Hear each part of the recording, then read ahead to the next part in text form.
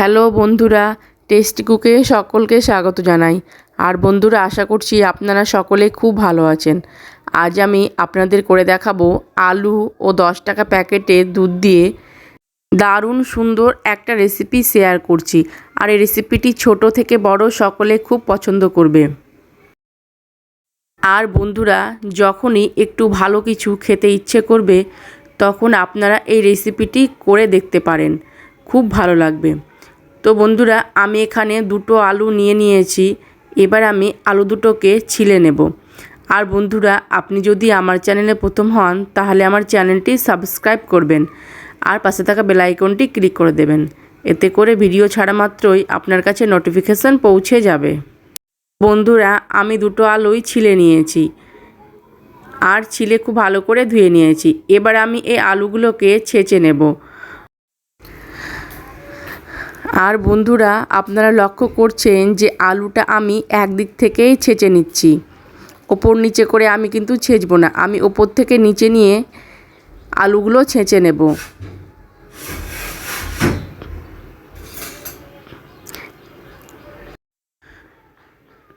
আর দেখেন বন্ধুরা, একদিকে ছাঁচার কারণে কিন্তু আমার এই আলুটা চাউমিনের মতো হয়ে আছে। এবার আমি এইভাবেই দুটো আলু ছেঁচে নিয়েছি। আর আমি এখানে একটা বাটি নিয়েছি, এর মধ্যে এবার আমি ছেঁচে নেওয়া আলুটা ঢেলে দিলাম। আর বন্ধুরা, এবার আমি আলুর মধ্যে দিয়ে দিচ্ছি জল। আর আলুটা খুব ভালো করে ধুয়ে নিতে হবে। আলুতে যে স্টার্চ বা আঠাটা আছে সেটা খুব ভালো করে ধুয়ে নিতে হবে। তো বন্ধুরা, আমি 2-3 বার জল চেঞ্জ করে আলুটা খুব ভালো করে ধুয়ে নেব। তো বন্ধুরা, আমি আলুটা খুব ভালো করে ধুয়ে নিয়েছি আর একটা ছাঁকনিতে নিয়েছি। এতে করে জলটা খুব ভালো করে আমি ছেঁকে নেব। আর এইভাবে আমি ছাঁকনিতে 5 মিনিটের জন্য রেখে দেব, যাতে করে জলটা খুব ভালো করে নেমে যায়। বন্ধুরা, আমি এখানে একটা বাটি নিয়েছি। এবার আমি এর মধ্যে যে 10 টাকা প্যাকেটের দুধ নিয়েছিলাম সেই দুধটা ঢেলে দেব। আর বন্ধুরা, আমি এখানে দুটো আলু ব্যবহার করেছি, তাই আমি এখানে দুটো দুধের প্যাকেট নিলাম। আর আপনারা একটা আলু নিলে একটা দুধের প্যাকেট দিয়ে করে নিতে পারেন। এবার আমি এর মধ্যে দিয়ে দিচ্ছি 1 কাপ উষ্ণ গরম জল। আর দুধটা আমি খুব ভালো করে গুলে নেব। তো বন্ধুরা, দুধটা আমার খুব ভালো করে গুলা হয়ে গেছে। এবার আমি দুধটা সাইডে রেখে দেব। বন্ধুরা, গ্যাসে আমি কড়াই চাপিয়ে দিয়েছি। এবার আমি এর মধ্যে দিয়ে দেব 2 চামচ ঘি। আর এই রেসিপিটার করার ক্ষেত্রে আপনারা অবশ্যই এখানে ঘি দেবেন। এবার আমি এখানে দিয়ে দিচ্ছি 8-9টা কাজু। এবার আমি কাজুটা হালকা লালচে করে ভেজে নেব। আর বন্ধুরা, আমি এখানে কাজু ব্যবহার করেছি, আপনারা চাইলে চিনে বাদাম বা যে কোনো বাদাম আপনারা দিতে পারেন। কাজুটা আমার ভাজা হয়ে গেছে। এবার আমি এর মধ্যে জল ঝরানো আলুটা দিয়ে দেব। আর আমি ঘিয়ের সঙ্গে এই আলুটা 2 থেকে 3 মিনিট ভেজে নেব। আর বন্ধুরা, আলুটা ভাজার সময় খেয়াল রাখবেন যাতে করে আলুটা লাল না হয়ে যায়। আলুটা আমি 2 মিনিটের মতো ভেজে নিয়েছি। এবার আমি আলুটা এইভাবে ছড়িয়ে দিয়ে ঢাকনা দিয়ে ঢেকে দেব 2 মিনিটের জন্য। আর গ্যাসের ফ্লেমটা কিন্তু একদম লো করে রাখবেন। তো বন্ধুরা, 2 মিনিট পর আমি ফিরে এলাম। এবার ঢাকনাটা আমি তুলে নেব।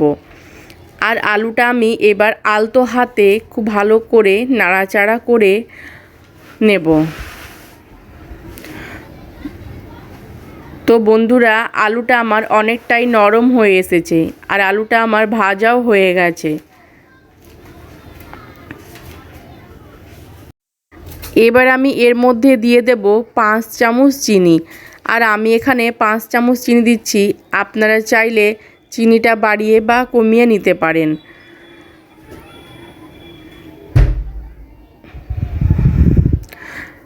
আর বন্ধুরা, আমি এবার চিনিটা খুব ভালো করে আলুর সঙ্গে নাড়াচাড়া করে চিনিটা গলে যাওয়া পর্যন্ত অপেক্ষা করব।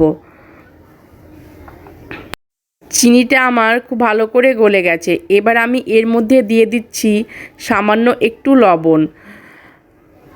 এবার আমি আরও 1 মিনিটের মতো নাড়াচাড়া করে নেব। এবার আমি দিয়ে দেব যে দুধটা আমি গুলে রেখেছিলাম, সেই দুধটা এখানে দিয়ে দিলাম।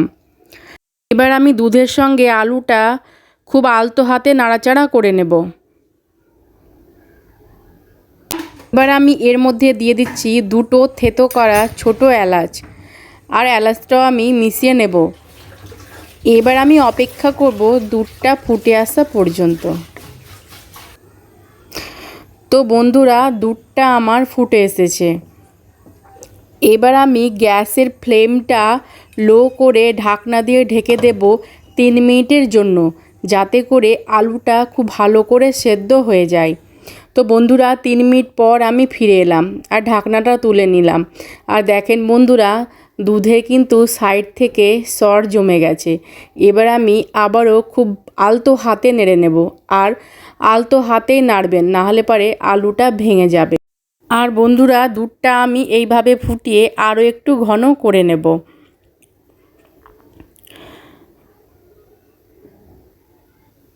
আর বন্ধুরা, আপনারা দেখতে পাচ্ছেন আলুটা পুরোপুরি সেদ্ধ হয়ে গেছে।